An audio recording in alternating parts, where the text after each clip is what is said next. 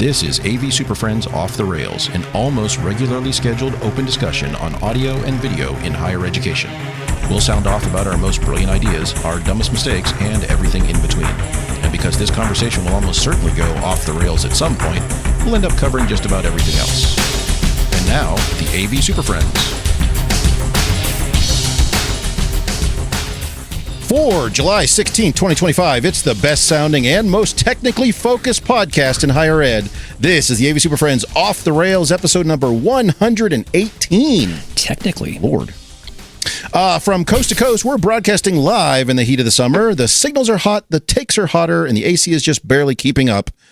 I'm riding the faders, running the stream, and trying not to melt before the end of the show. My name's Chris Dector, and you're in for another Friday afternoon podcast adventure on this Wednesday afternoon. Yay. Blame Mark, because he said don't do it on Friday. Yeah. And my AC works. Brand new. My AC doesn't work on Fridays. Yeah. Well, it's actually not all that hot here. We didn't pay for Friday AC. Whatever. So you have to pay for that subscription. It's premium day. Costs more. That's where Cloud, we're headed. Cloud AC. All right, so let's say hello to today's panel of AV Super Friends. Where's this one? So he's officially in charge of airflow optimization, which means yelling, "Shut that rack door," for the 5th time this week. He's a director of thermal management and passive aggression from Kansas City. Say hello to Jamie Reinhardt. That actually fits me to a T. I worked on these. Our next contestant confirms conference rooms maintain both 72 degrees Fahrenheit and 72% participation. He has a fan, a towel, and a very short fuse. He's a certified Zoom room stabilization engineer from Corvallis, Oregon. Say hello to Marc Kolozinski. It's all hot air and clouds. Every bit of it. And Larry's not here, so he doesn't get to hear that one. Our final contestant keeps gear cool during the summer installations by strategically misting the encoders, and he knows which Pelican cases can be turned into ice chests most effectively. He's our vice president for seasonal streaming infrastructure hydration from Bowling Green, Kentucky. Say hello to Mr. Justin Rexing. Sounds like I'm laying pipe. Take it back. Take it back. Like a plumber? He missed it. All right. Miles of it. Walked right past that one. So on today's show, I don't think I did. No. On today's show, we're going to discuss automatic cameras and what are they good for. Anybody? No? Crickets? Laying pipe? No. What are they good for? The The song, yeah. Absolutely nothing. Hey, I won that. I won that game show. I got Points. Yeah, after I on the figured you board. guys would all be You're jumping on right the board that, with so. a quarter of a point. Just I'll give you a half point for that. got that. So we're going to discuss automatic cameras and commercial displays that seem to be getting cheaper, but also seem to be getting worse. But first, some housekeeping and something I want to start doing more often here, but I want to start this one new today. Because we change our artwork every episode, almost. Yes. And we don't Apple often iTunes doesn't make always change it though. So just so we've noticed that like if you use the Apple Podcast app, first of all, please stop because it like is terrible. It does the bare minimum that you need to do and nothing more. So there's all these additional features and things you're not seeing. So please go get a different application. I know a lot of people do. It's still like by far the most popular. Go get a different application. I recommend go to podcastapps.com and there's a list of hundreds. You can pick them on there. But anyway, so we change our artwork every show and we change the feed artwork every show. And we don't often talk about what that is and where it comes from. So I want to make sure that we start just kind of recognizing the artwork from the most recent episode and start working our way backwards. So our artwork is always based on one of our alternate show titles, which you don't use. We generally try to find the one that's got the most visual appeal or most visual impact, and that becomes the artwork. So on the last, the Infocom ones don't count because I just used the Infocom background that did that because we did a whole bunch of those. But the last one we changed was it's a little picture of Marc, and if you look at it, it's a little like it's a pocket Marc hanging out in the pocket, which has been the cover on iTunes now for the past month. Because iTunes sucks at updating artwork, but and so that was based on a comment that somebody made on I think it was the Infocom wrap-up show A little Marc in your pocket. Yes. Right, that you'd have an expert in your pocket with you with some of these AV tools, and that's where that came from. So I believe the phrase actually was mini Marc in your pocket. So yeah. So I'm gonna try to do this every show that we talk about what was the last artwork, what did it come from, where did that exist. So if you're not reading the show notes, there's all sorts of other stuff in there. We put in alternate show titles, all sorts of fun stuff in there. So and if you're a guest on the show, you get to hang out and help us choose, and usually we let you choose them, and that's how a lot of the stuff comes to be too. So come on the show. That is true. So advantage to being a guest on the show. All right. So also, if you are listening to this as a recorded MP3, we do stream live on Fridays, except when today we're streaming live on a Wednesday. So follow us on the socials when we actually stream. We might be on Friday also. We may get a double header this week. So we will stream on Friday. So yeah, you get double show on this week. So anyway, follow us on Twitter, LinkedIn, YouTube, Blue Sky, all those fun places to find out when we actually go live and stream stuff. Wait, I take it back. Not Blue Sky, because they don't have much integration with damn near anything. Also, there's nobody on Blue Sky, so don't care. If you can't join us live, we still want you to connect with us on those same socials. So hit us up on Twitter, LinkedIn, YouTube, Blue Sky, etc. Please don't forget to spread the word. So share this podcast with your friends, enemies, colleagues, perfect strangers, anyone else who might enjoy it. If you could cause some sort of scene at the DMV, have I used that one before? I think I have. Yeah, you have. Ooh, I was just there last week. I was there. Did you cause a scene and force ID? people to... Oh, I already had that. No, just a normal, everyday. I did that recently. Just for fun? Just to hang out? See what's going on? Well, I mean, what else you do on a small town on a Friday morning? So the DMV for me is on the way home. I stop by on my way home from campus every day, and I take a number, then I leave. So I made an appointment and rolled in when there was like lines. People were pissed, and I was like, oh yeah, just walk on in. And how about angry people? When you just like walk up in there after you just walk in the door and there's like 100 people sitting there, they love that. Really? Yeah. Well, next time you're at the DMV, ask some people to subscribe to our show and make sure they're not using Apple Podcasts as their application. So, if you want to support the show, please consider donating. Your contributions help to keep us bringing you the honest content that you love or that you love to hate, depending on what your take is on it. You can find that donation link in the show notes of this very episode on our website. We do want to hear from you, so if there's something you'd like us to cover and you want to reach out, please send us an email, mailbag@avsuperfriends.com. I get a ton of messages through there, most of which are just kind of like spamming people who want to sign us up for their advertising services. You should talk to this person who has nothing to do with anything we talk about. Oh, yeah. Tell me that you never listened to our show without telling me that by trying to pitch yet another person who has nothing to do with what we do on our show. But he's a leader, Chris. This one's a leader. Some of them get really aggressive too, and I have to like finally respond to them and tell them to knock it off. And finally, when you're listening to us on YouTube, Spotify, Apple Podcasts, stop listening there. Go get a different app. But wherever you're listening to us, please leave a rating and review, because that helps to bump us up in the algorithms, and then more people see the show and all that fun stuff. So, all right. All that being said, we're gonna take a quick break. No, we're not. We're gonna do the news. Let's do the news. Let's do the news. All right. Yeah. And today's some news. bandwidth problems. Yes, there, yes, you did. You want me to run it again for you? No, it's fine. We heard it. We know. It's news. What's the news, Chris? What do we got? All right. Today's news, and we covered this news once before. This was strange. We did. About a year ago, follow-up. Yeah.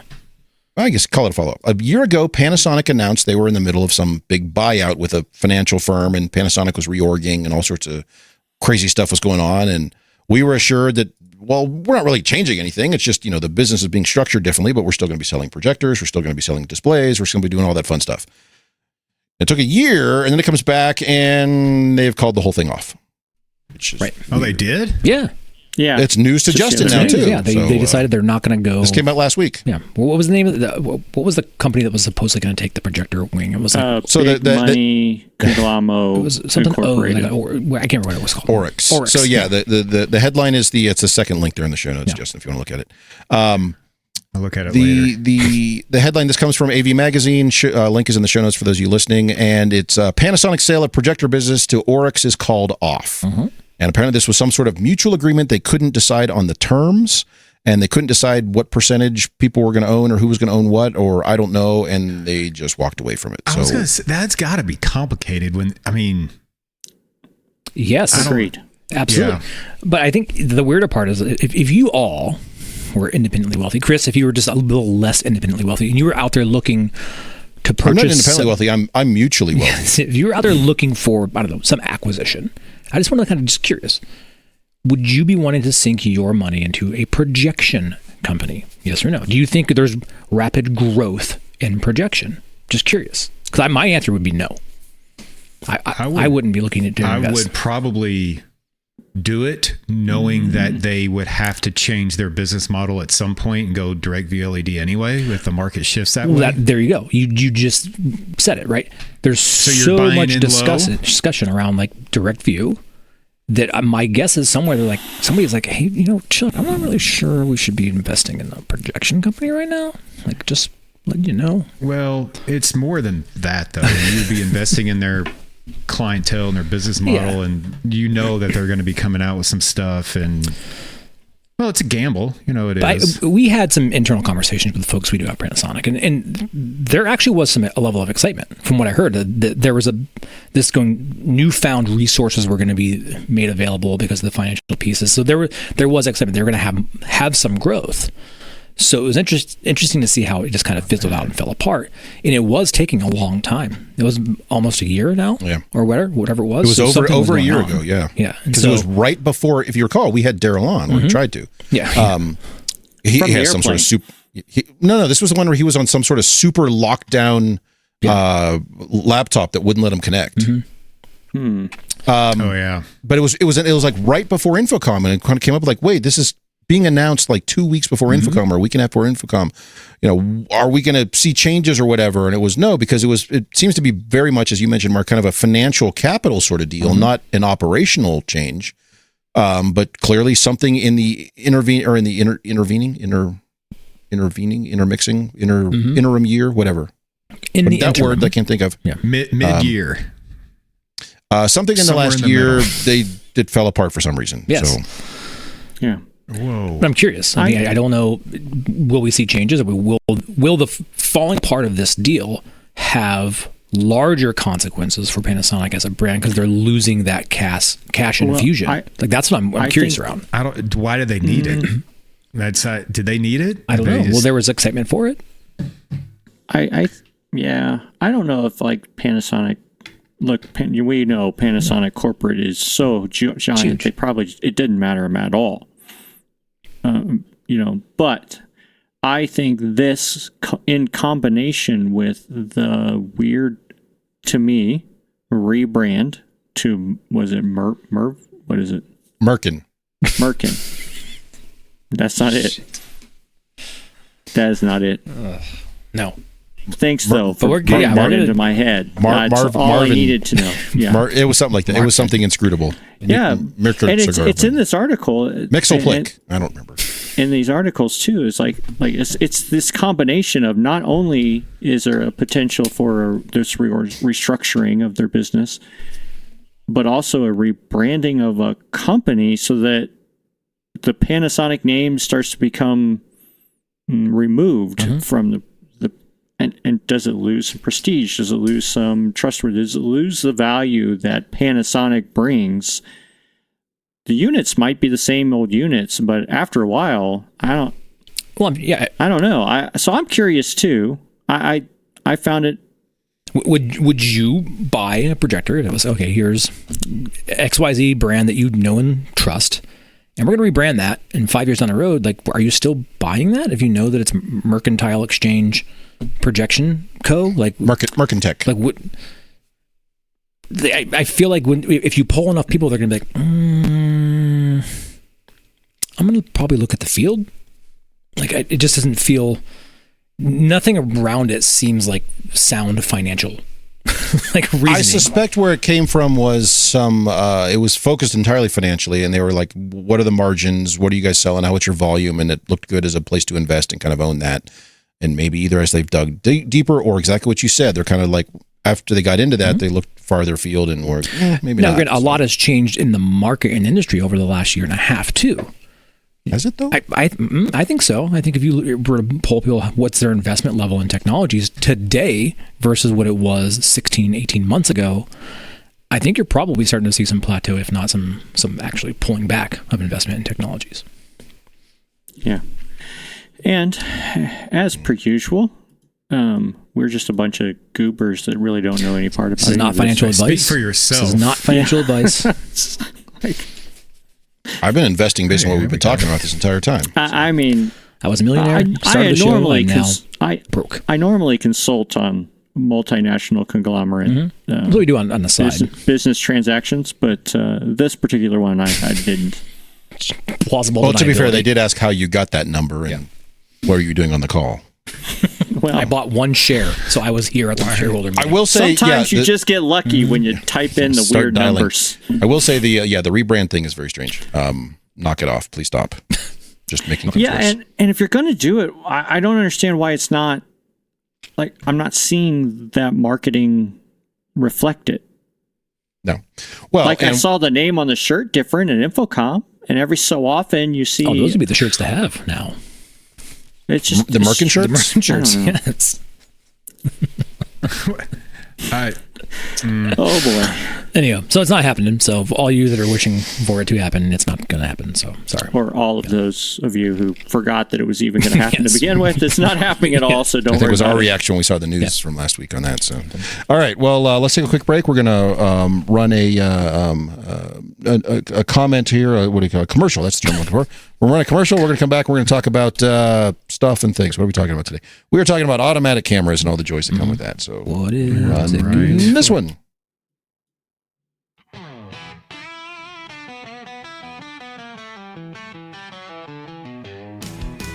The AV SuperFriends are sponsored by Computer Comforts Incorporated. CCI has been building tech furniture for the education market since 1987. Instructor lecterns, computer lab tables, collaborative tables, and active learning clusters are just a few of the many innovative products made by CCI. Speaking of lecterns, Computer Comforts has just released Evolve.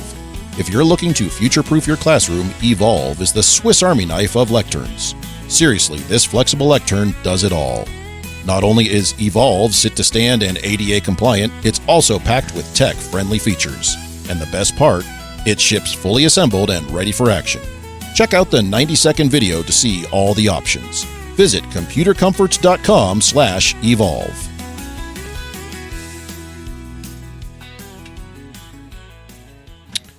All right, so I got to do this one. Hold on, got this one. This is it. Talk. Hot takes. Topic 1 starts now. Topic 1. Yes, topical. All right. It says hot takes in there too. Yeah, it's hot. So topic 1 today is automatic cameras and what are they good for and all that fun stuff. So I want to back up on this. So this is based on a presentation I did at Infocom, which none of you guys showed up to, by the way. Room full of people. The camera didn't work. I was busy. So was I presenting. So how was the audience otherwise? I just ignored it. Jamie was busy. I know you did. I don't know. It went well. We had a lot of good interaction with the. It was well attended. We had a lot of good interaction with the people there. A lot of good questions. A lot of people interested in it. Interested in the presentation on that. So was the ACPR that went thing? well? No, it wasn't. So that's the thing. Good. That was one aspect to it, but it was a very general, like what type of automated camera technologies and automated camera solutions are out there. And so that's what, like I said, I want to step back on this. So this is not about the giant appliances driving AI visual driven whatever stuff. That was part of it.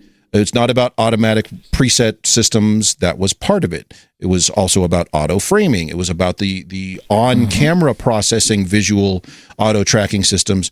It was about the ones queuing on audio. It was on the ones queuing on information from other cameras in the space. So we tried to cover the gamut on the and also ones based on environmental and control inputs too. Yeah. So we tried to cover the gamut on all the different types of camera automations is out there, where it works, where it doesn't. I've been doing a lot of deployments. I think all of us in various ways have been using different versions of this to some extent.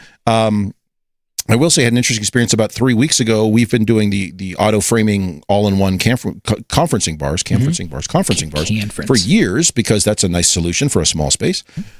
I had the first request for somebody to say, can you make sure the software is running on it was an admin versus user level thing. That was, thanks deployment. Yeah. Can we make sure we have the software running so we can manually steer the camera around? And I was like, this is the first time in however many 100+ of these systems I've done where someone's actually wanted that. So Okay. Why did they want it? Did you ask, like, why do you want to do that? So they used to have an older system in there with manually steered PTZ cameras, and they liked the ability to set up the frame specifically of certain. I was like, okay, they had a very kind of narrow, they had a unique need, and they wanted to be able to recreate that. And that need, by the way, is incorrect. They didn't want it automated. They wanted control. I think they want control until they realize they now have to like go into an app and click that around. But do you find, or in this conversation that may or may not have unfolded in Infocom, was there kind of some lines in the sand where people like it, and versus where they don't like it? Was there any conversation around that?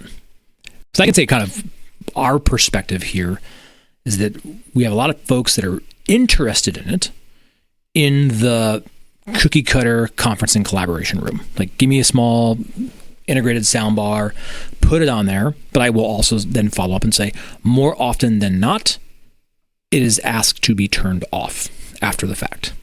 For whatever reason. They're like, cool, that's neat, but it's a little bit noisy for us. Can you like just frame it out and let us manually control from thereafter? That's typically how it goes. Not every single time, but more often than not, that ends up being the story. And that's for that type of space. Yeah, we've had about maybe less than 5% of our clients through, the university and my business, both, which is not much, say that the camera was too good and zoomed in too close. What was happening is there's a conference room with 10 chairs and there's 2 people in there and they're sitting in the front. And when they start Zoom, all they see is their big face on the screen because nobody's joined yet. And they're like, oh my God. So that first impression of that camera. Head on the screen. Yeah. And they were like, you need to turn off the auto blah, blah, blah. It's like, oh, okay. So we just set it wide and just let it run. Mm-hmm. But it's just a, preference. Sure. Yeah. And to me, that's kind of that flavor, right? You have like the conference room scenario. We've toyed with potentially auto framing, auto tracking, whatever you want to call it, in learning spaces, but we're doing a little bit of it. We haven't really gone down the road yet because I think we're stuck on this little concept of like being able to turn it off, turn it on, right? If you like it, whatever, but then go away. And we've found that some manufacturers don't allow you to do that through the touch panel. It's only on the remote. And then you're like, well, I can't. Exactly. And we've also found that instructors, for whatever reason, different topic, just don't want to be pressing a bunch of buttons. They just don't want to be burdened with that. They don't want to have to like engage, disengage, turn on, turn off, do that stuff. They just don't want to do it. And so I don't want to do it. It ends up being left in whatever the last state it was in. And so it's not really being leveraged or used the way that it may be intended. Which then kind of leaves us in this weird lurch because we just don't know what's the right approach because we just got mixed feedback all around. So, but Chris, you're actually doing it, and so I would say to some level of success. And have you gotten feedback from folks? Yeah, so that's where this presentation started. Was kind of a lightweight case study on our first. Like I said, we've been doing auto framing stuff or the ones built into cameras, but like our first intentional wide scale deployment is a little over a year. Well, yeah, about a year old. No, a little over a year, whatever. Some number of months. New, relatively. They're not buying it out anymore. But we've been able to gather some feedback from people on their thoughts on it. And also that has kind of some of what you're talking about there. Yeah. That has informed how we are deploying some of these, not from the physical locations or any of that stuff. That has not changed. The cameras are cameras and microphones are microphones, but how we're operating them in the system. So one of the things is we found from faculty initially, we had the automatic system off by default. So they had to enable it. We wanted to put them in charge of the cameras. So these cameras are going to be dumb until you push that button, and then they will look around the room depending on what's going on in the space. Which is kind of, and that follows our mantra of like, you go into a room that's got microphones, those microphones are off until you enable them. You are in charge of what's going on in your space. That's very much, and that changes campus by campus by campus. So there's people listening right now who do it completely differently. That's fine. Is this a distance education strategy or a recording strategy? Like what's the strategy? What was the reason for this enabling feature to begin with? Back up even more. Yeah. All right. So during COVID, as many schools did, or as every school did, there was kind of the ready, fire, aim method of let's get cameras and mics in these rooms. Or doc cams. or dock cams that were just aimed at people, or owls everywhere, flocks of owls. What's a flock of owls? Murders of owls? I don't Moose. Turlets of owls. Anyway, these things were everywhere. They were not well deployed. Well, it was not slapdash. That's not the right term, and that's not fair to it. But it was just like, let's get stuff out there because we were haphazard. It was done with expediently. Yeah. So this was just the point of this initially. We did one building initially because there's one building on campus that is entirely general pool, general inventory. It's not owned by any department, any college, anybody. It's just classrooms for people. Flavored classrooms. And we used that one because it would be the widest application to campus, so it'd be exposed to the most number of departments, the most number of colleges, the most number of students, all that stuff. There's everything in there from small seminar rooms to seat, I think that's 11 people, to lecture halls to seat 250. So the whole gamut was covered. So it was a good opportunity for us to say, like, we're going to try this, we're going to go big, and we're going to get a lot of data based on how people use this stuff in different spaces. So it was an intentional choice to do that. And as we were then, I mentioned the physical mounting of cameras, but as we were mounting cameras, we made sure that we put them in places that made the most sense too, because some of them, due to expediency and things of where the cabling and all that stuff was, the cameras were kind of to the side of the room. And so, you realize, well, now even when I'm looking at the students or looking at the instructor, I'm looking at the side of their head. So you get that, awkward experience. And we really wanted to focus on ensuring that the people who were remote had the most level of interaction possible, so they felt like they could fully interact with the class. They could be in the room. They could see who was talking. They felt like they were part of the class. They weren't just somebody who was remotely viewing this over a TV screen, and they felt like they were a second-tier participant in this sort of thing, which I'll be brutally honest is how most of the remote learning stuff that was done during COVID is not the way to do it. Right. I can see the room. It's a wide shot of the room, and there's 60 heads in that room, and I don't know who's really talking or what's going on, and I can sort of pay attention, and it's not great. So we wanted to improve that experience based on when the instructor is presenting. I want to be able to see and hear them clearly. And I wanted to, Justin, your comment about giant heads, maybe we need a giant headshot so I can clearly see that person in the room. We want to make sure we're capturing stuff written on physical whiteboards, marker boards, chalkboards, glass boards, whatever you want to call them. We use dedicated cameras for that in a lot of cases, not all cases, because some rooms physically won't support that. But most importantly, when students were speaking, we wanted to improve what was being seen from, the as much as we'd like to change it, and we're not there yet, the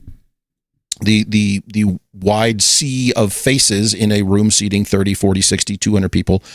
I want to know who is speaking, and because if I'm in the room, I can turn and look at them, but I can't do that when I'm looking at that back shot of the room and I can't see what's going on. So that was the intention. What we realized by setting it initially to be off by default, so instructors were in charge, we realized, well, it's not really serving that purpose because those features are not being enabled. Yes, when they connect to a Zoom or Teams or Google Call or whatever, the cameras wake up and they go to their default preset 1, which is generally a medium shot of the room, but it usually just stays there and it wasn't moving. And we were kind of like, this is exactly what we had before. This is not getting us anything. So we just turned it on. So it's on by default. And we still put the instructors in charge. You don't like that? Go turn it off. What we found is initially faculty wanted it off by default because they want to be in charge. It's very much a cultural thing here on campus that they want to be the ones in charge of the space. They are the experts in the space. They are in charge operationally of the space when class is in session. I get that. Like I said, we ran into the challenge of that because we just weren't getting the data. Is this of value or anything? So we turned it on. What we have found since then is faculty don't notice it doing its thing. It's turning and looking at people and whatnot. In most cases, it's fine. It's invisible. It's changing cameras. It's changing views. Some of them are physically moving, depending, and then steering within the censored frame there. It's happening invisibly. And when you ask them for feedback, they're like, "Oh, I didn't even know it did that." So do you find, maybe this could be anecdotal, are they just delivering classes the same way they always have? Yeah. So yes. Okay. I'm going to say yes, but. No, that I want to tease it out because I think that's the key here is that. Yes, but, because this is also part of a parallel project with our Center for Teaching and Learning and our Vice Provost for Distance and Online Education, who are really driving to like, look, yes, we all recognize we need to be better at, and if Larry was here, he would yell at us for it, but distance and hybrid learning, which I'm going to use very generically, and he hates that. Be intentional. But we need to be intentional about it. We need to build our curriculum towards it. We need to build our teaching methodology, styles, modalities towards that. So these are baby steps. So what we did is we removed, at least initially, we can't go rebuild the building. This is an existing building from 1960 something or other. So, whatever. We can improve the technology so it supports those things better, not perfectly, but better. So we've removed that hurdle, because that was one of the things we heard from feedback through our Center for Teaching and Learning was, well, we can't do that because the rooms I'm in don't do that. The rooms I'm in just have a webcam, or just like you said, a dock cam just kind of aimed at me. So yes, I can be seen online, but it's not really what we need to do what we want to do. And so that was kind of a hurdle for them. So we're like, well, great. Now the rooms have these capabilities in this building that is owned by nobody, so everyone can teach in that room, regardless of size of class, from the smallest to the largest class. So we remove that deliberately. So now it's kind of like that hurdle has been removed, and now the online and distance education group and the Center for Teaching and Learning are working on the curriculum side, so it is intentional, and that is like phase 2 of this. So to answer your question, yes, but they're still teaching the same way they were, but with the eye on the future that they're working on being more intentional about including classes that are built for distance or hybrid capability are built intentionally for that, not slapped on there because of COVID. So it sounds like you're going to keep doing it. Oh, yeah. So initially I did like 20 some of these rooms, 27 rooms, I think, this way. Mm-hmm. Since then I've done another 60 or 70. So yes. And do you have an enrollment piece that is different? So, or does every class automatically have a distance piece? Or is it you mean as far as like getting like a Canvas shell and all that stuff? So if I'm just in whatever 101 class I'm teaching, can a student choose to whether come into the room, or can they take it remotely? Do they have an option, or is there a separate enrollment? Is it a different product? My short answer is I don't know, because that's a different group who's figuring that stuff out. My understanding is they're working very specifically with the departments and the colleges to identify which classes are hybrid both modalities and which are not, right, because some faculty don't want to do that, exactly, and some things don't work towards that. Mm-hmm. So, but I don't know the answer to the question about how they can enroll. Do they have that open choice? I'm not sure of that answer. And that's always an interesting piece of it. But going to like the technical bits here in doing it, now we kind of have this reasoning for wanting to move this way. I think everybody has that cause in the back of their mind. Oh, we're going to do this. It's going to enable all these pieces. And so then you kind of go through the process. You deploy, you integrate, you do all these things. But then you are kind of left wondering, well, was it worth it? Was it the experience that we were hoping for? Did we get out of it what we thought we wanted to? And so to that point, I will say that there is a unsubstantial monetary value associated with this. In the rooms where I've gone the most fancy schmancy, for lack of a better term, it's technical. I will say at the outset, I have 0 of the dedicated appliances that drive the cameras through AI stuff. Crestron One Beyond. Those big multi-rack. I have 0 of those. I see very little utility for those on my campus. For some people on their campuses, they put those everywhere, and it's great, fantastic. If that works for you, if that works for your institution, by all means. I got a lot of money. Well, there's that too. The highest end solution I'm using is the camera preset recall based on either audio information or control and environmental stuff. Yeah. What I like about that is even when the cameras, they go to a shot that we set up, we identify anything over on this side, you get this shot. So you're kind of more in control of it. I kind of like that. But then even within that, it'll auto frame within that to look at, hey, I went to this medium shot. There's only 8 people on that side of the auditorium. So to steer in.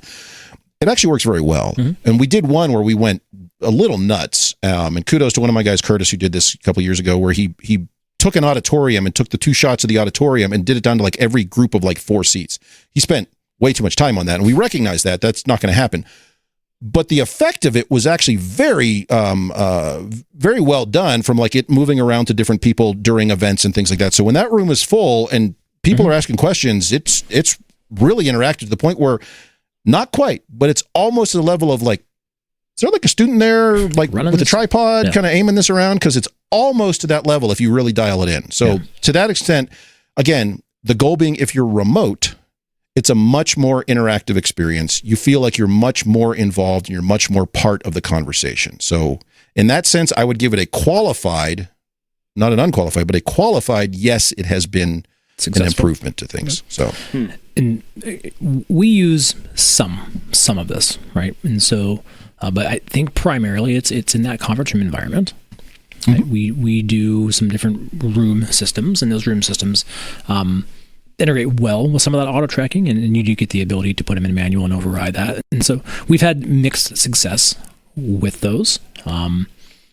The takeaway being, I think it's kind of in the user. Some people really like it, and some people just do not. Yes. They don't want to go anywhere near it, and it's left us kind of wondering like which way is the best way, and that can it. So for you again, is it on by default or off by default? It's on by default. Okay. Right? And so, and in the conference room, those who want it, that's kind of what they expect, and then those who like don't, they're like, no, can we just turn this off? And we do. But it's weird because we don't know if it's has made it to need to have, or it's still in the need to have phase of things, right? It's nobody's been so adamant about it. We've lightly put it out there. If I call it AI, people seem to be intrigued by it, and then they're like, "Oh yeah, we want that," right? And it's oh cool, and then they play with it, and you're like, "Well, it's almost what we want, and it's close," and you're like, it works a lot of times, but sometimes we just don't want it to be so busy, so we turn it off. And that's fine, and it can at times get lost and kind of get confused and whatnot. And so it's not the perfect. way that I often ask people when I'm doing a consult around it, I ask people, have you been on the far end of it before? Have you been the person who's not in the room? And they always say no. And a lot, and you're absolutely, a lot of times like, well, no, I haven't. I don't really know what it's like. I'm like, well, do you want to set up a meeting on an owl cam? Right, and a lot. Like, I've never seen. You do see a lot of it in the owl cam. It's like people are like, oh, they think they want the owl cam. I'm like, I ask them, have you been on the far end of that? No. And they're like, well, no, I've just been in the room where it's being used. I'm like, well, you have no idea what it does. And so I would like to set up a call with you and let's walk through it. And I want to get your reaction, because I can build all this stuff out in the room. It's not for you in the room. It's for the people who are not in the room, right? So we want to understand that. And so we're actually catering to that experience, not your experience talking to the person across from you in the table. And so we try to do a lot of that, like taste testing with this, so people can understand it.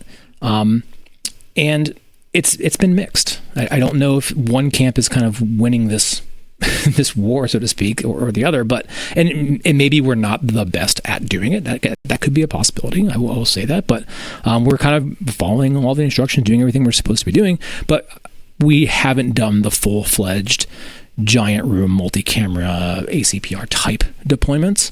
Most of them are more in your large seminar room / conference room, and it's been like 50-50 for us. And so we're doing 2 or 3 of those right now, so we'll see how that conference goes. rooms or the bigger rooms? The conference rooms. Like conference seminar, which is like that weird new style room. The we're automatic, doing. the QSYS. So I will say at the outset, I mean, it's not limited to QSYS. I do want to say before we get too far into this that there's multiple types out there.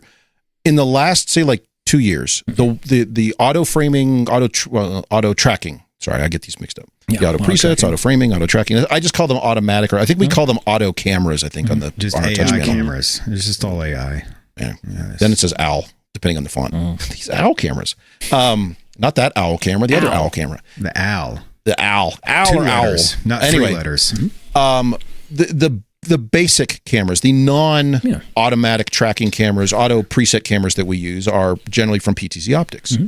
Yeah. And PTZ Optics has enabled, like, across the board, they're like, here's basic auto tracking based on the visual input. Hey, look, there's it does weird, okay. and it actually does a pretty decent job. I will say, depending on the space you're in, it can get lost and confused and things like that. But like that front, that traditional classroom front of shot, there's generally one person up there walking back and forth. It's pretty good at following that person around. So for like your $1,000 camera, it's not a bad way to go. So we've started picking a couple of rooms where we've enabled that, and the interface is identical. And again, faculty don't care. Is that a fancy schmancy true AI enabled auto tracking camera up there, or is it kind of this more basic one that's just looking at the human shaped blob and sort of following around as best it can? Faculty don't care, and the button says automatic, and they just hit the automatic thing, and it just works, and they're like, it's good enough. So when you're putting, I'm in the camp that Marc was talking about earlier. I have a few of the even the auto cameras in the conference rooms, that will move around, software-based things. But once I get to a classroom, my experience, previous, I haven't done this in the last couple of years, so things have progressed. I think we can all agree on that. But it was just a better experience to do it the quote hard way, the old way. Like drive it? Drive it somehow with some kind of external cue, whether it was audio, whether it's motion sensors, whether it's something, right? Drive it some other way. So, Chris, my question to you is, these recent deployments, are they the software-based auto movements, or are they external cued movements? I mean, you may not be doing it when you say software based, you mean internal to the camera itself?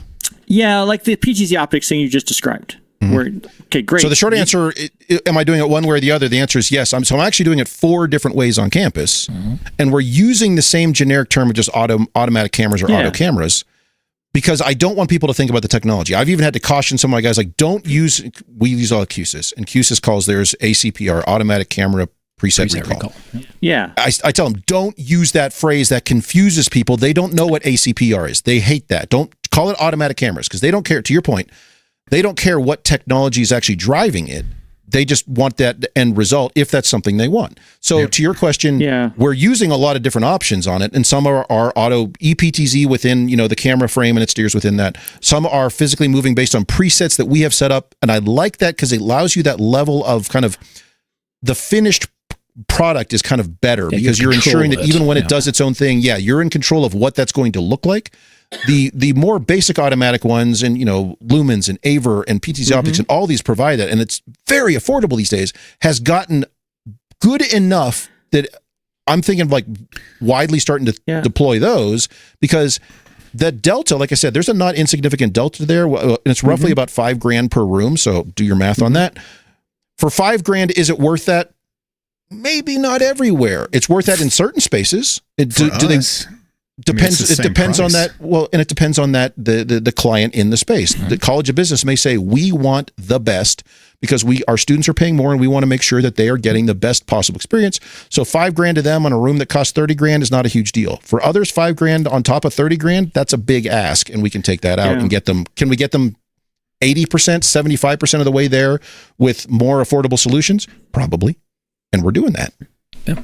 That's why I wanted to ask that question. And you answered it the way I assumed you were going to. I just wanted to kind of clarify internally, because I'm doing I don't like using the ACPR, because it's kind of become a branded thing.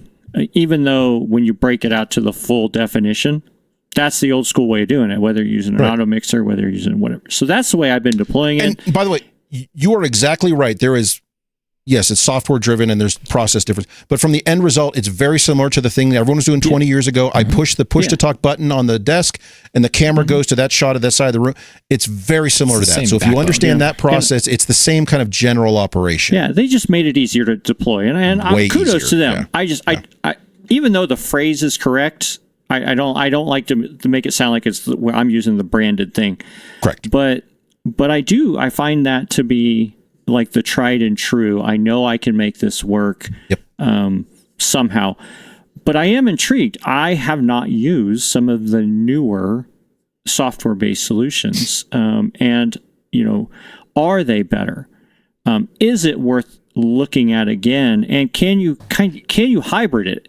Can you have like a preset recall, and then let the camera's brains take over from there? So if you had 5 people in the let's go back to that. My pharmacy program, right? So I have these auditoriums that they do this in all the time, and I've had to go through the push to talk or the auto mixer BS, but I can usually get down to about 6 to 8 reliably students. If I'm using clusters of only. students, yeah. But if I could trigger that 6 to 8 and then allow the camera's brains to take over and narrow that down to 1 or 2, because usually they have a better way of zooming in and making it look like it was a person, an intentional slow pan, slow zoom instead of the jerkiness sometimes you get with the older cameras.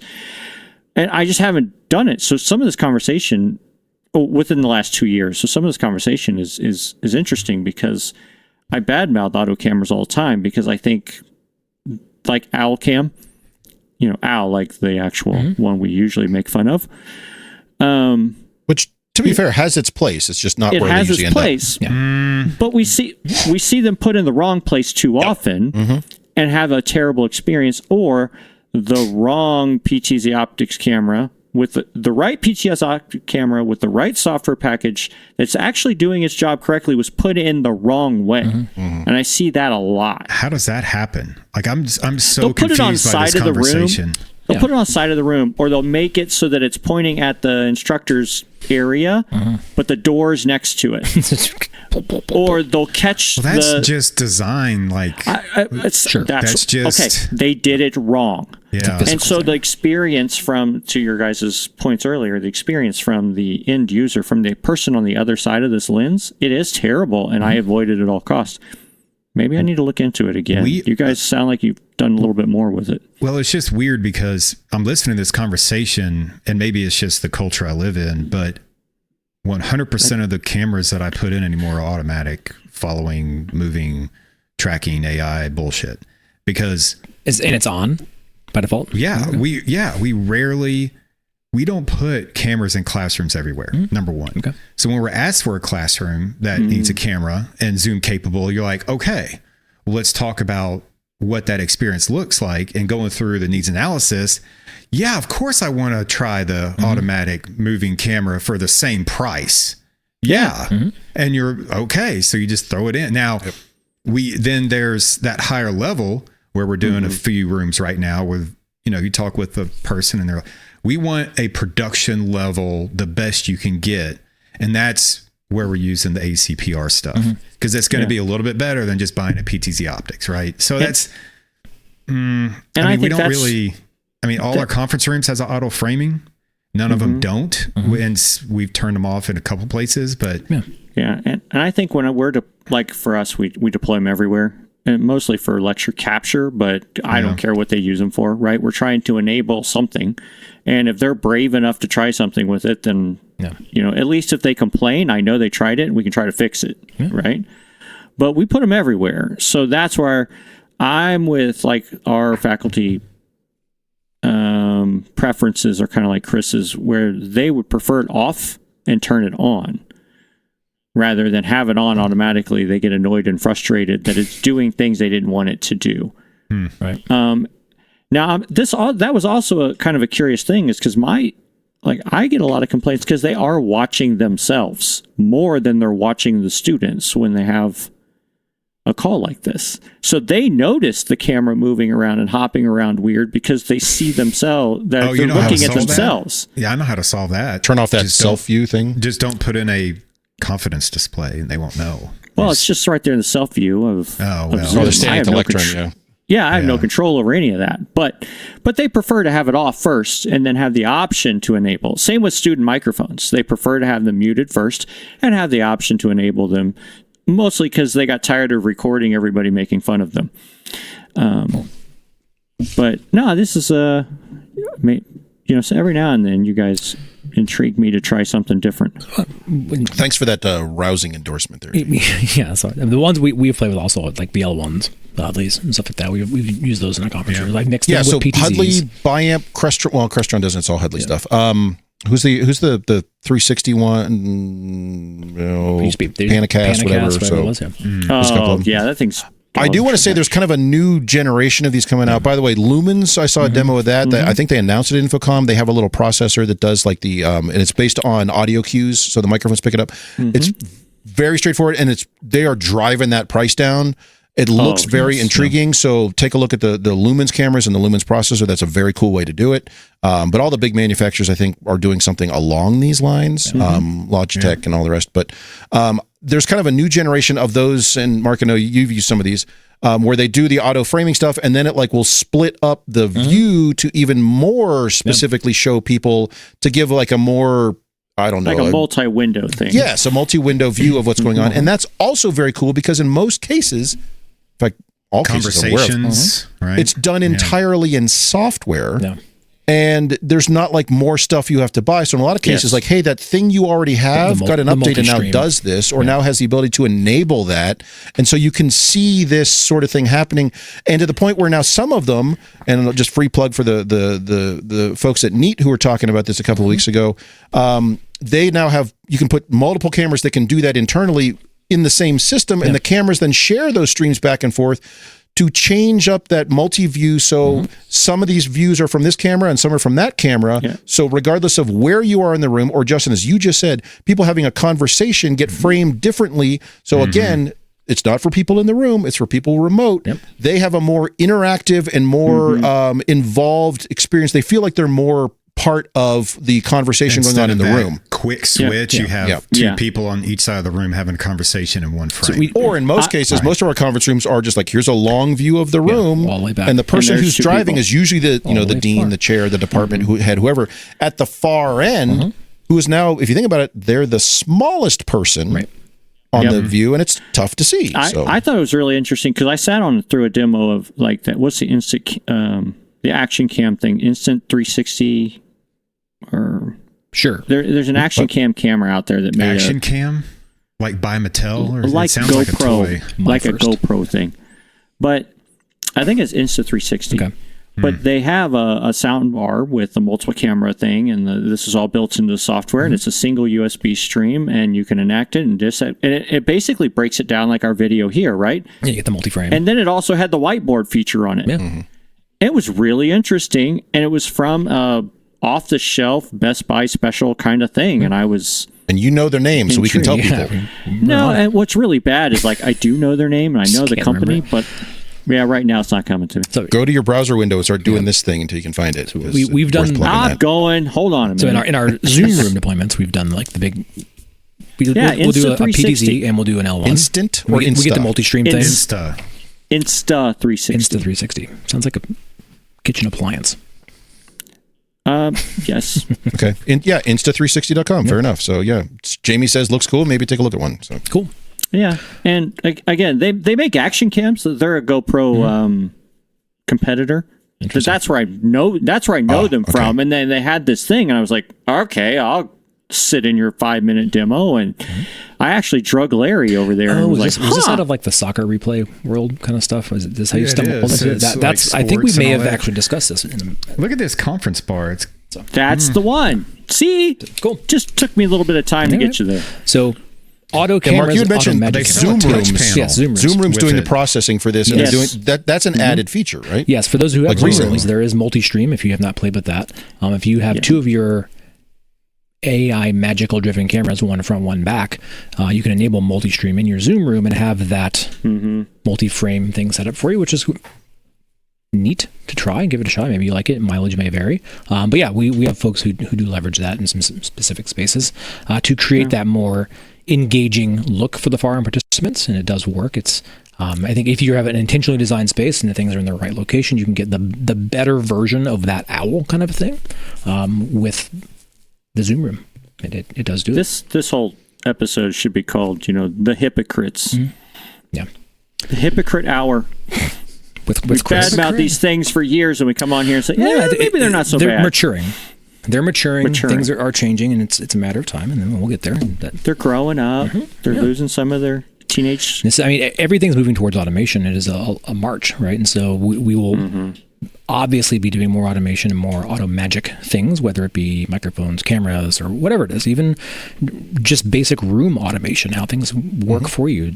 I think the days of needing to press all these buttons and do the tap dance and all this other stuff are coming to an end. We will start to leverage and lean into more of this automation. Stop. If I can't put 7 different joysticks on my touch panel, I don't want it. Joystick? Like physically on the front of it? Yeah, well, most people just put the little icons, but I like to put in the physical joystick. Yes. Jamie has a tactile haptic touch panels with physical joysticks on them. So. Now and feel around. I do want to share one quick anecdote that we had. I may have mentioned this to you guys. I can't remember if I did on the show. It cracks me up, so I'm going to mention it. We did get a ticket where somebody said your automatic cameras have stopped working. Can you look into these and make them work again? And looked up the room and looked at that and went, that room doesn't have automatic cameras. And they went, no. Yeah, it does. They're in here. Because they used to look at us all the time, move around all the time. Like, no, those are not automatic cameras. Seriously, those are not. There's no way that happened. And then in talking to someone in the department about it, and this was a historical thing because I wasn't there, they pointed out, oh, you know what? That was one of the old distance education rooms. Ooh. And they were used to teaching in that space where there was an hourly student sitting on the other side of the wall driving the cameras around. And then when they were scheduled in that room, it had been a few years, but they were scheduled in that room long after that system had been deprecated and removed and there weren't students in there. They noted the cameras weren't moving and they knew we were doing automatic cameras, so they simply assumed that the automatic cameras, which had worked so well for so many years, had suddenly stopped working. Just gave up the So that was arguably you had a version of AI in there. Yeah. We did. His name was Steve, and he got paid $6 an hour to sit there and drive cameras around. So and I know a lot of schools still do that. Yeah. Intelligence. There's a lot of schools out there who still do that. That the model is to have an hourly student or somebody driving those because they want that kind of white glove level of service, and that's fine if that fits for your model. Everybody wants that, but I mean, do they though? Well, yeah. What teacher wouldn't want somebody running the tech in their class? But I mean, the feasibility of that is just not there anymore. Yeah. Well. So if that's something you're interested in, or if you're interested, to your point, Justin, you're interested in maybe providing close to that level of capability, but at maybe a fraction of the cost, you're not paying people to it, then there's a lot of automatic cameras out there. You should just do automatic cameras and then scale it up depending on how important that is. Like if somebody doesn't care about the automatic camera, like I wouldn't buy a camera that doesn't do it for the same price as one that does, is my point, right? Yeah, I mean, it's a feature that it's the if same you need cost, it later on, it's use the it. same, it's there. Every camera's going to have it eventually. The market's pushing that way. Not every camera, but most of them are getting to that point. Every camera's going to have that eventually. Once you get to a threshold, if nothing else, they'll do it in software as a They're doing it on $100, sort of thing. $150 webcams now. True. You're not It'll wrong. be more expensive to get the camera without it, just like displays. Exactly. Like I want a car without cruise control. It's like, it's going to cost you more. Have I got a deal for you? So, Mark, I'm not buying your shit. You had mentioned displays and the challenges with them, some of those getting cheaper, but maybe not with the features we want. So we're going to talk about that here in a moment. But first, we're going to take a quick break. And James can tell us why you need to send us emails more often. Okay. It's not playing. Hold on. As many of you know, the Super Friends have always been better received when we have more input from you. So, here's your chance. Send us a note at mailbag@avsuperfriends.com and get involved with the show. We're looking for some topics to discuss, some fellow nerds to talk to, or just general AV awesomeness to brag about. But remember, we'll probably steal your ideas. And I suppose we'd take some criticism, but that wouldn't be very nice. Anyway, drop us a note at mailbag@avsuperfriends.com and find out how quickly we ask you to join this nonsense. Sorry, that was a full misfire. That cue did not go. You just fat finger it, or the computer gets stuck? No, it's did not want to launch. Al. Weird. Al didn't. It's Al. I need more Al driving this. So let's see if this one launches.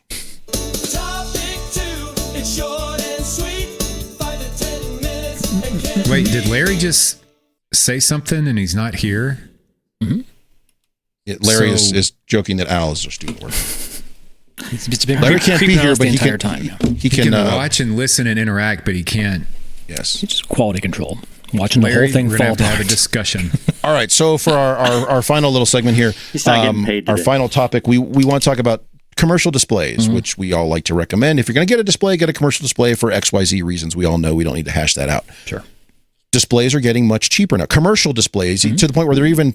I think some companies are across the pitching board, them as all the displays are getting cheaper. I correct. saw 100-inch. We even have the same companies now $900. pitching commercial TVs, Yes. but with the same warranty and arguably the same quality panel and all that. With the caveat that means, in most cases, it comes with smart TV features. So these things that are getting way cheaper are arguably getting worse. The reason they're cheaper is because it's not any different. Well, Than the ones you can buy at Best Buy, you mean? Walmart. In some cases. Costco. well, it's You're a not big wrong. race to the middle, right? And so, yeah, the smart ones are ubiquitous. They're everywhere. And I think it's just more cost effective for them to just slap that OS on there and call it a day versus them having to write their own thing from the ground up and do it. So that everything just becomes the same thing. What sucks is that they still write the back end. Yeah. I mean, like the TV There's still has a running firmware hardware on it, or the display, but it's the fancy front end that has to run on this Android or something equivalent OS. And like, Jesus, just let us go right to the display. Yeah. No, you can't do it.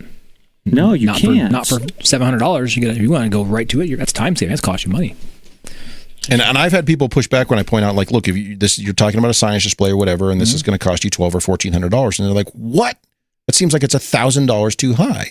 And yes, we can go through all the reasons why you want that, but it also means it doesn't have the smart front end, because you don't inadvertently want it showing up on that, and then people getting into that menu, and then it's a whole mess of things. So I guess, but I'm continually having problems with like we have what we thought were dumb displays, and they weren't. And they do require, they're touch displays, and they do require an extra step to get them to click over out of smart into dumb. But that's step can only be done locally. Yes, on the interactives, that's a critical point, that they love to, even if you can bypass that programmatically, which in some cases you can, invariably at some point it boots back to the giant icon screen, and then they call because our conference room, whatever, is not working because we're on this thing and something didn't go, and they want you to go touch the like input 3 button, which is intuitive to nobody. I even had a series of, a very large company we may have spoken about earlier. I bought some of the 98-inch, close to that, 98-inch displays from them, and they were dumb displays. There no interactivity in them at all until you turn them on. But you can't get out of again, to Chris's point, the large icon of choose your input. Yeah. You can't get past that with the API. Oddly enough, CEC works flawlessly. You send it to CEC to go to input 1, damn thing just works. Well, but if try to throw it an API to go to input 1, and it wants to fight. Yeah. I want to play a little game called Devil's Advocate here. Oh, shit. Do we and are we guilty of caring too much about this kind of shit? Yes. In some scenarios, yes, because I will buy the ones that are smart displays for specific scenarios where I know it's not going to be and it's not going to cause any issues. You mentioned like, I'm going to do a signage display, whatever. I'm going to slap this thing up, and I found some loose change in my department. I'm going to put a sign on the wall, and blah, blah, blah. It's going to be a directory, and I have a couple $100, whatever. And then you come back and you're like, you need a commercial grade display. It's going to burn out, blah, blah, blah. Has that person already come to the fact that they don't give a shit if this thing lasts longer than a year anyway? And so are we by getting hung up on all this little minutia? I use the security aspect. Well, I'm not saying put it online. I'm not saying put the Wi-Fi on or any of that stuff. No, you don't have a choice on some of these. So what I talk about is the supportability and reliability. You're putting up digital signage in a hallway, in a public space. Sure. A lot of these TVs that I've experienced from random ass manufacturers that you can't pronounce that you find at Best Buy and Walmart now, they have access points built in, and sometimes you can't turn those off, and sometimes near field communication can't be turned off, and you can just walk up with your iPhone and publish any kind of content you want to without permissions. Oh, I'm not seeing that, but that's kind of cool. Yeah. Oh yeah, and so you start where are those on your campus so I can stop by? So we don't worry about warranty anymore. No one cares about warranty. Okay. What we care about and what the clients care about is perception of some bad content and bad actors. It's brand control. You want to make sure that everything looks the way that it should look as day one as it does. And so the more dumb your monitor is, the less risky it is to put up for digital signage. Sure, I think there's nuance in there. No pictures of naked people on it. I think we care more. Well, I'm not saying there's not. We get the tickets. Sure. Right? That's why our audience cares. It's because we're the ones tasked with making sure that it works for the dummy all the time. And I think in that environment when you have control mechanisms and all that, that's a little bit different thing. But just on a wall as a digital sign, I will take it even further. Maybe it's not in a public hallway. Maybe it's just going to be in an office where it's just sitting in this controlled environment. So, and that's exactly right. In places, say it's even in a conference room. Risky. Right. I don't really care. But do you allow it? Or are you steadfast? Nope. I do. Yeah. So recently, in the last year, I've started doing what do you mean by allow? If this is in your conference room and it's only the same 12 people who are going to go in and use it, okay, great. It can be a smart display because you can go in and you know which giant icon to press to actually switch over to the computer to have your call. So let me ask you that: how are you procuring these? Cans full of penny. I just. What do you mean internet? So like your university, you can just buy from Walmart or Costco, you can buy or anywhere you want. Well, theoretically. Some do. I mean, we get some say in like let me withdraw. Yes, let me withdraw the term allow and say, would you recommend? Let me change that to allow to recommend. I would never recommend a smart display or consumer grade unless. Wait. I didn't say consumer grade. I did. Oh, that's I'm why playing devil's advocate. I'm saying yes. Is there a time when we're not all talking about the same thing? Oh, see, okay, yeah, I retract everything I said for the last 6 minutes. No, that's why I was like, well, hold on, what are we talking about? There's certain I will areas speak where I backwards honestly now don't and care. take it back. There are certain times when your Marc client said, knows that this thing's going to die in 2 years and they don't care. They don't want to pay the full markup for the commercial grade, and they're okay. If I'm going to buy this thing for $500, I'm going to run it for 2 years and I'm going to throw it in the trash. So the only people that you've just described our e-waste program are athletics. Yes, they're notorious. They'll go down to Costco and load a whole truck up full of TVs and come down. No. So athletics. So this was a couple of years ago. They wanted outdoor TVs in the stadium. Just bought TVs outside. Outdoor TVs. Okay, so. You all probably don't have the money for this, but this is what that looks like, and you have under canopy and full sun and all that crap, right? And they were like, well, what if we just take them down after the season and then put them up at the beginning of the season? I'm like, who's they? I want to talk about they real quick. Who is that? Well, they'll just call it in and put in a ticket real quick. Just runs over there. Not done with the story. Still in the middle of the story. Okay. So we said, if you guys want to go out and buy consumer grade TVs and mounts and install them yourselves and take them down yourself, go for it. So we have these tents down at the end zone. Just regular tents. They started hanging TVs. This story's intense. Inside of the tents with zip ties. Zip ties. They're hanging up by zip ties. And then around the stadium, they hang. They have the student workers hang the TVs at the beginning of the season and then take them down. And then they reevaluate which ones broke. And then they go out and buy new ones. I'm like, who is calculating total cost of ownership? Because by the time you bought the pro grades for $5-10 grand a piece, you've paid for labor like 3 years ago, and you're still doing the labor, and you're still student dealing with broken TVs. Justin, we're talking about this is priceless. So yes, we do have some clients that say, that's too expensive, just $500 special. Now, I'm not saying, don't hear what I'm not saying. I'm not saying I'm out here recommending part a bunch of their standard operating procedure and their labor. Yeah, I get you. Whatever they do internally. Yeah.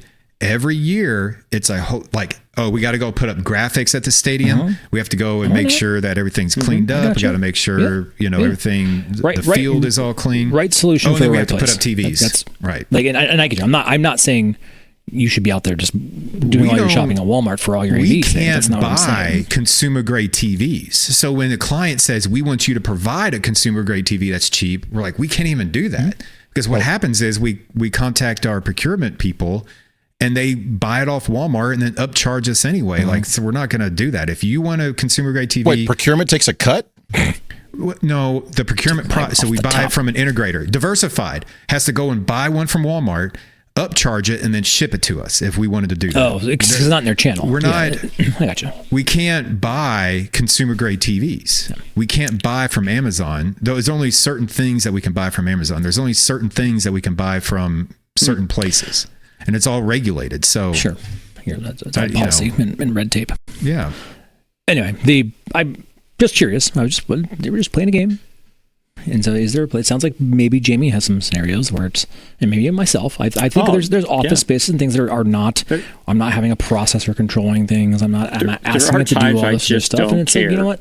You're going to soften around the standard or your and those times are called digital signage. Yeah, exactly. Well, but those people don't care either. Every so often, you get us a student organization where they have a small huddle table inside of their little office, inside of their little thing, and I'm like, they only have $200. I give them the warning, look, you call us, we show up. This it's broke. It's broke. There's nothing. I'm not replacing it. And you ask them when it breaks. Did you feel that you got fair value out of it? I don't understand that. you're gonna put it in for him originally, but you're not gonna replace it when it dies. No, normally it's he means replace it out of his stock. He's not going to pay to replace it. Yeah, I'm not paying to replace it. They would be free to buy their own thing again. You all have your own budget. We don't. We operate off everybody else's budget, so everybody has to pay for their own shit. Yeah, it'd be the same thing. But if you bought some most of the time, other thing, hung it up, and it died, these people are taking it out of the box on its stupid cheap stand and literally setting it on the end of the table. There's no wall mount. There's nothing. At some point, I just don't care. But if it's anywhere where I have to actually deal with it, no. Right. I'm much more picky. Okay. Wow, yeah, deal for you. So just to run the gamut here. On Monday, we have a building where I think I've talked with this only on Mondays offline anyway. We have a building where, based on when the building was designed, there are multiple LCD-based video walls that have all crapped out in 3 or 4 years because hey, high quality from our favorite manufacturer who makes fantastic LCD panels that die immediately. I am replacing 3 of the video walls on Monday with just big old giant 100-inch, and it's a straight up. It is sold as a professional grade smart TV. Because they're putting smart. Yes, there's a huge cost savings on that. B, I'm willing to try it because it is in a not limited access building sort of thing, but it's just running signage, and someone goes around every morning at turns them on and turns them off. So hey, here you go. Here's your remote. It's just running the PC stuck behind it. There's nothing fancy going on there. I'm not doing any automation. I don't care about any of that. Don't schedule those to go on? No, because here's the problem with scheduling. I never schedule digital signage because here's the problem. We always do that. That clock fucking drifts, and suddenly it's 3 a.m. If you put in the NTP, I mean, you got to put in bullshit. Bullshit. Wrong. They will all drift eventually. No. Yes, they will. Resync. Every single one will drift. That's the only thing that works correctly at your campus is the clock. OptiSigns, and that's we have in 3 years of deploying those, we haven't had a clock problem at all. That's more on the Crestron side because none of our Crestron systems are connected to the internet. Wait. Your processors are freeballing it, but you're putting your digital signage online. How do you not put your digital signage online? How do you what are you guys doing for digital signage? We need to have a digital signage show. Little appliance there that runs all that shit. That display is a dumb display. How would people are people dragging USB sticks to your signage because they're not online? Yeah. Why not? The appliance, the little thing behind it is running all that. Which is connected to the internet so that people can upload content to it. Correct. Yeah, with the USB stick. So therefore, turn on your clock. I'm with you. Sync. I'm with you for clock. I am all for time automation on display. So I'm with you on this, Justin. No, I don't trust it. I don't understand. Just like Jamie said about the automatic cameras, I don't trust it. They may have fixed that 10 years ago. Don't care. You just spent 30 minutes selling them to everybody listening to this damn show. What, on automatic display controls? Yeah. Automated stuff. Cool. Yeah. On that note. Well, all that to be said, we'll see how it goes. Confused. But yes, displays are cheaper, sort of better. Make sure you get a good warranty or buy them from Walmart and throw them away when they're done. So disposable displays. Yeah. They're all disposable. Just throw them away. Just buy e-ink. Dang it, why didn't I run the analog digital signage? Well, it's okay. Get us out of here, Chris. Yeah, e-ink. Speaking of which, we saw that cool e-ink display at Infocom. That company doesn't know how to sell that. No, they didn't know what they had. They had no clue on how to sell that. They're like, look, it changes. I was like, I know. Just talk to, All right, there's a mini show some other day. All right. All right, we'll be back on Friday with some sort of stream.